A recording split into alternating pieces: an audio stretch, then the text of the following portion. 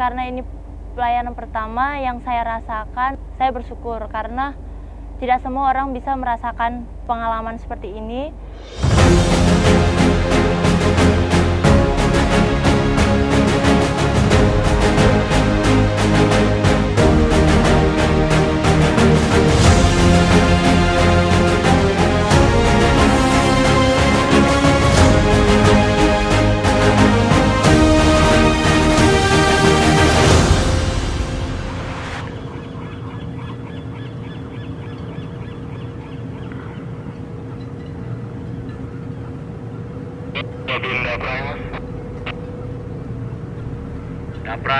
Dapra jalan. Monitor, Dapra jalan disiapkan.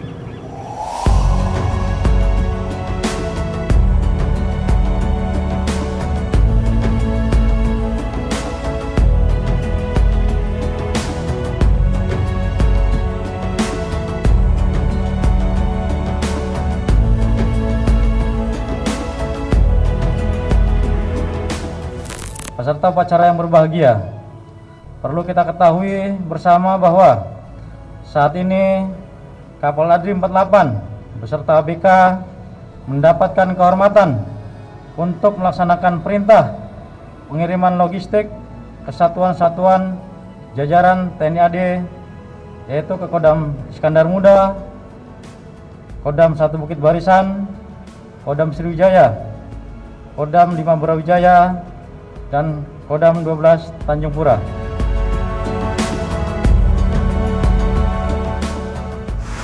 Siap? Siap. Siap ya? Siap.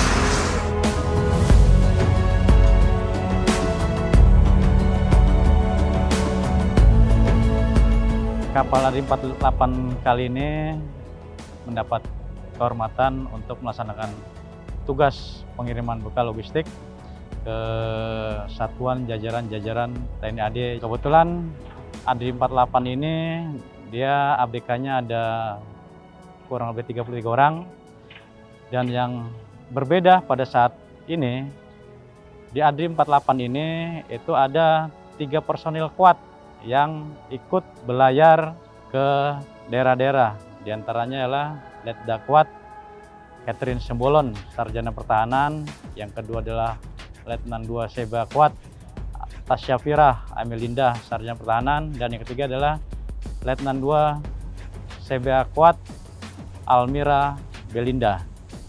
Ya, ini adalah merupakan perwira kuat pertama yang menjadi pelaut aktif di TNI Angkatan Darat.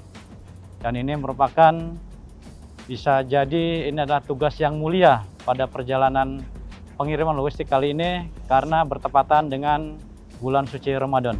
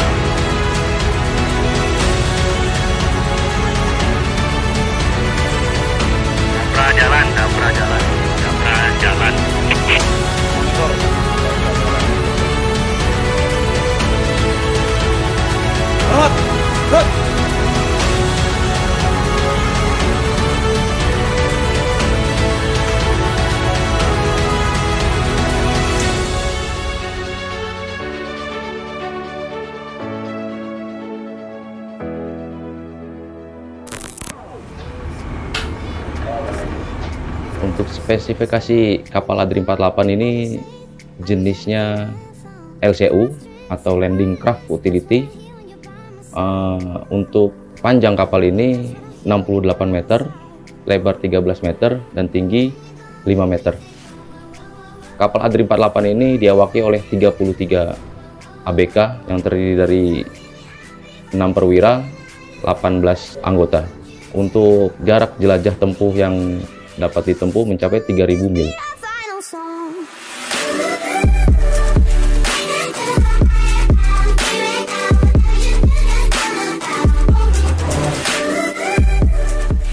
Setelah kami mendapatkan surat perintah dari Komandan Satuan Perairan, kami melaksanakan persiapan dengan berbagai persiapan. Yang pertama paling saya mengumpulkan seluruh perwira kapal, baik itu perwira di dek maupun perwira di mesin, untuk mengecek kembali peralatan-peralatan khususnya alat-alat navigasi di bagian dek, ruang muat, alat keselamatan, dan lain-lainnya. Dan di ruang mesin begitu juga ajukan kebutuhan-kebutuhan yang akan diperlukan di dalam pelayaran wilayah barat, khususnya cek mesin dan perlengkapan serta spare part yang akan digunakan.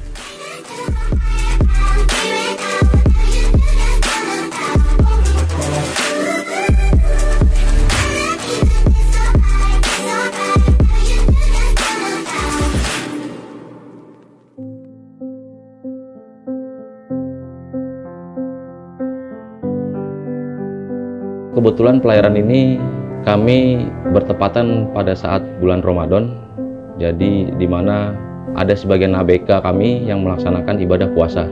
Tetap kami rutinitas sebagai taat yang beragama, melaksanakan sahur bersama, ibadah bersama, buka puasa bersama, kegiatan pengajian bersama, dan lain-lain. Sahur, sahur, sahur, sahur, sahur, sahur, sahur, sahur, sahur, sahur.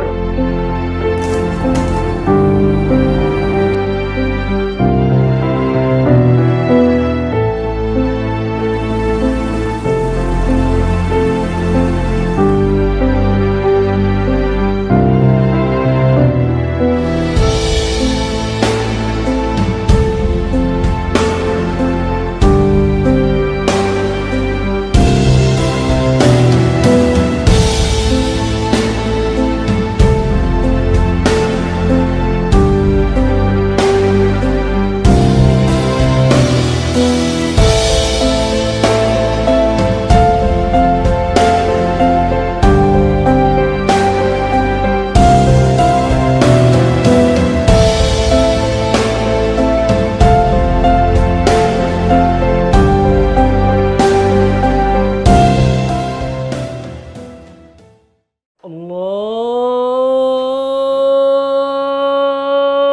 Akbar, Allahu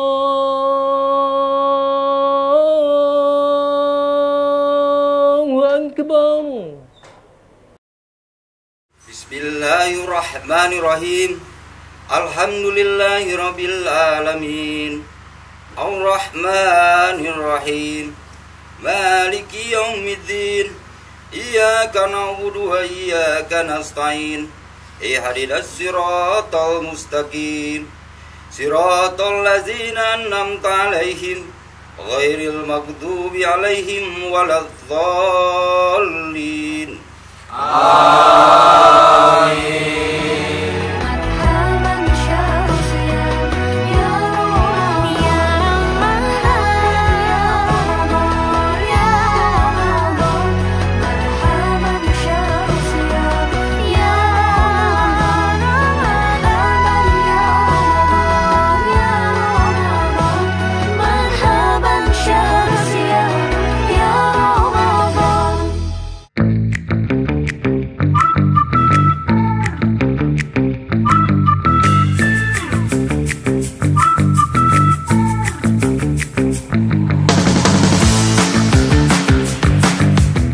Setelah kami melaksanakan tugas pelayaran di laut, tibanya di darat, kami tetap melaksanakan rutinitas seperti biasa sebagai seorang militer, tetap melaksanakan pengecekan personil, dilaksanakan apel pagi, senam pagi, maupun penekanan-penekanan yang harus disampaikan saat di daerah dan tetap melaksanakan kegiatan perawatan kapal.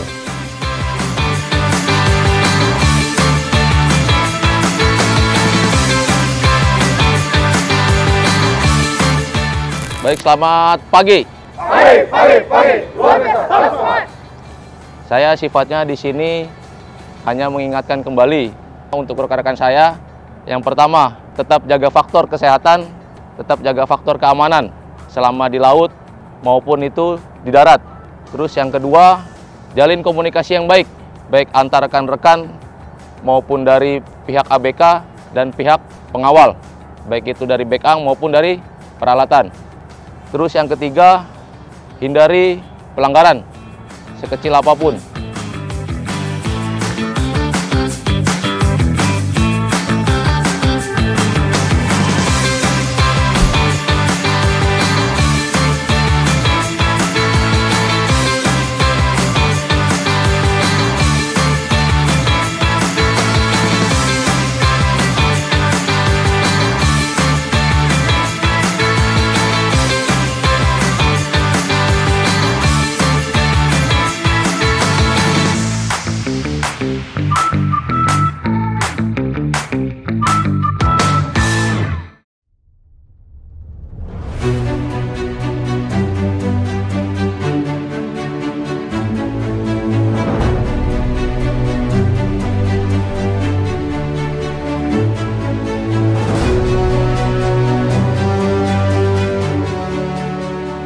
Rencana penyusunan muatan ini nantinya akan dilaporkan kepada komandan kapal. Setelah komandan kapal setuju, selanjutnya kita akan melaksanakan penyusunan muatan. Kita awasi pelaksanaan muat bongkar di pangkalan Satang Air Pusbekangat.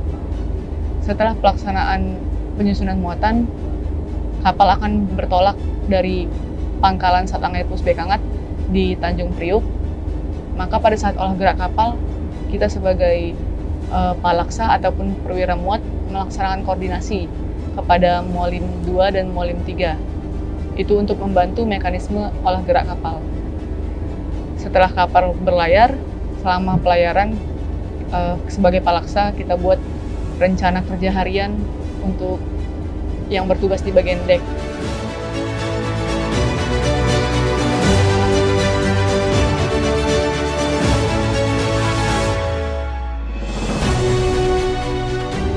Setelah itu, sampai nanti di pelabuhan tujuan ataupun tempat tujuan, kita akan melaksanakan bongkar muat. Nanti diawali dengan pembukaan palka ataupun ruang muat yang ada di dalam kapal. Pintu ruang muatnya dibuka untuk melaksanakan proses pembongkaran muatan. Setelah palka dibuka, nanti kita monitor ataupun kita awasi pelaksanaan kegiatan muat bongkar. Impatip yang naik 33. 33 monitor.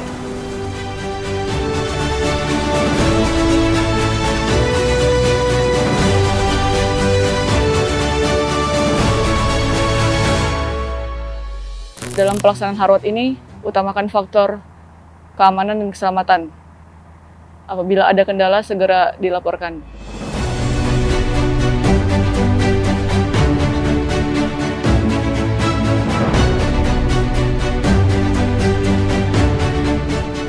Kita laksanakan pemeliharaan dan perawatan kapal. Kita awasi pelaksanaannya anggota-anggota yang bertugas dalam pelaksanaan kegiatan pemeliharaan dan perawatan.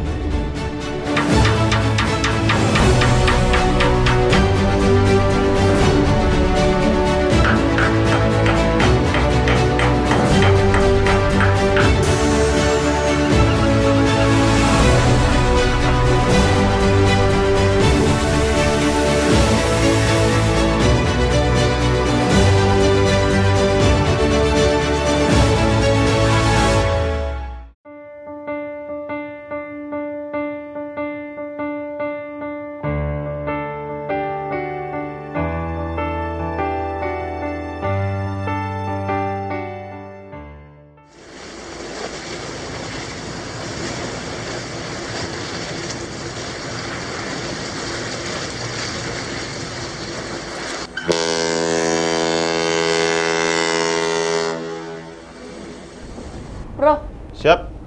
Haluan berapa kita sekarang? Siap. Haluan kapal 93 derajat. Haluan sejatinya? Haluan sejatinya 95 derajat, Jen. Oke, pertahankan ya. Siap.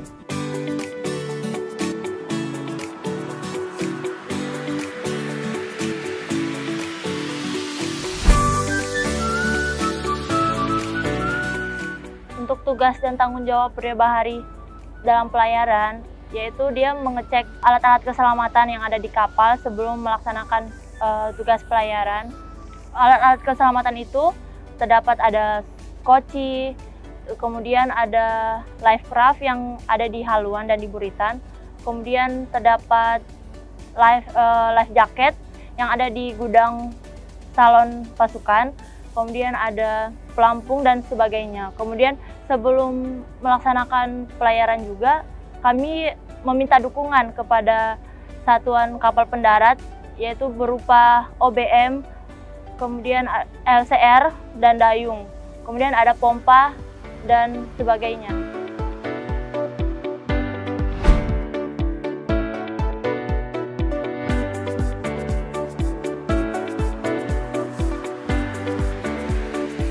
Tugas pria bahari juga ikut dalam jaga laut. Sebagai pria bahari, jaga laut di jam 8 sampai jam 12 siang, kemudian dari jam 8 malam sampai jam 12.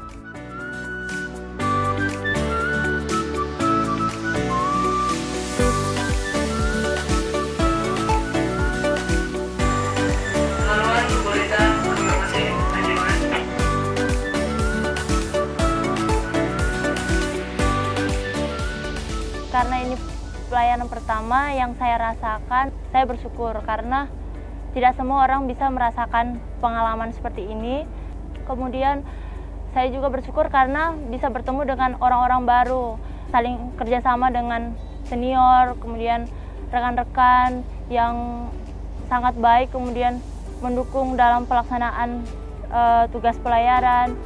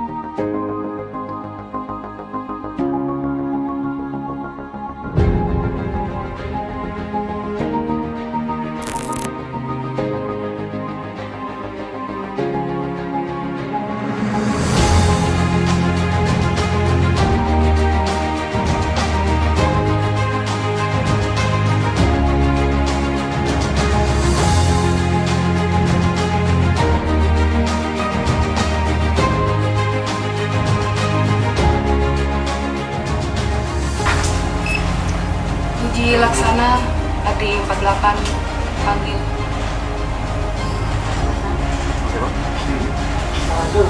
Informasi untuk passing kanan-kanan ya. Baik.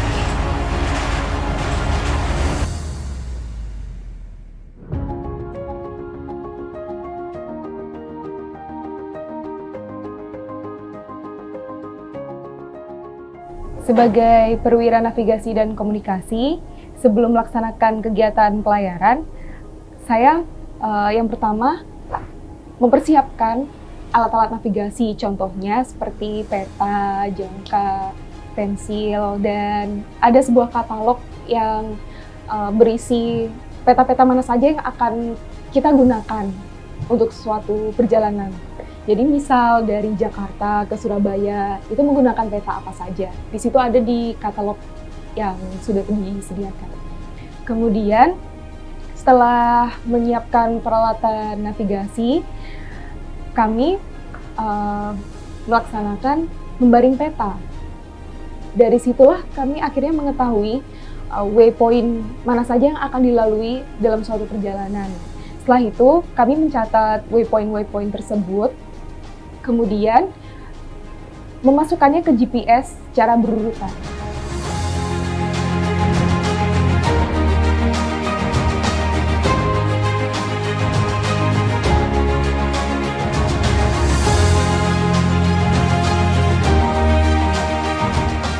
Perwira Navigasi dan Komunikasi juga bertugas dalam berkomunikasi dengan kapal-kapal lain yang akan melintas maupun berpapasan dengan kapal kami.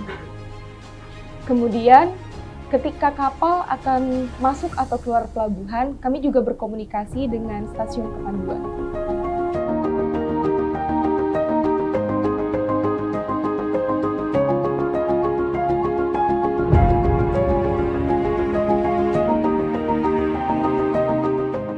Awalnya, pada saat saya masuk ke Satuan Angkutan Perairan, saya belum memiliki basic yang sangat kuat dalam bidang pelayaran tentunya.